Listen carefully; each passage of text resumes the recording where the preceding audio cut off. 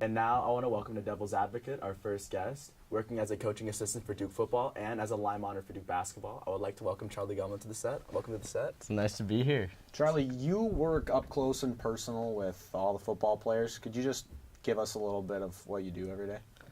So usually during the week I do statistical analysis. So that involves scouting tendencies, our personal stats, seeing how we can improve certain parts of our scheme. I work on the defensive staff, so I usually work more with defense. And then also I just love to learn from all the coaches. We have some of the brightest minds in our coaching staff. Coach Cutcliffe, can't say enough about him, got trained from Paul Bear Bryant. And then we have our co-defensive coordinators, Matt Guerreri and Ben Albert, two of the smartest minds in probably all of college football. And All we of have, college football, Luke. yeah. 7-5. Disrespectful. Amen. Continue. I'm sorry. Continue. Don't I'm mind just this saying. man here. I'm just saying, you said earlier that Chick-fil-A Bowl was a lot better than the Pinstripe Bowl and the Sun Bowl, but if we're looking at bowl selection status, they're technically all even because they're all Tier 1 bowls. I suppose. So, how would you say the football team has really grown and matured throughout the season? What are you seeing? So I would say, every season has its own challenges. This year it started out really well, as we already discussed, and then the injury bug really hit us. Started out at Northwestern.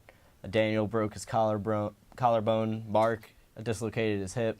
That didn't start the tone out right. And then also just hurts losing some of your leaders, especially, as I said, I work with defense, so I'm mostly focused on the defense. Our defense is a pretty young defense, and so seeing Joe and Ben both getting hurt at different times, it's always hard to lose a captain.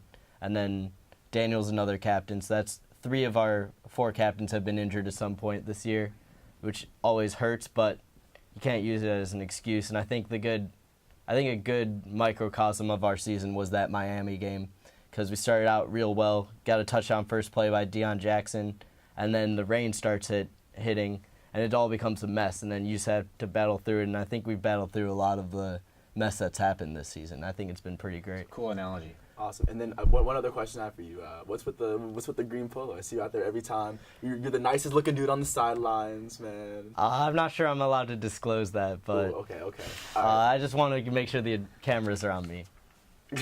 I I want to make sure my mom can see me when she's watching from home. I love to hear it.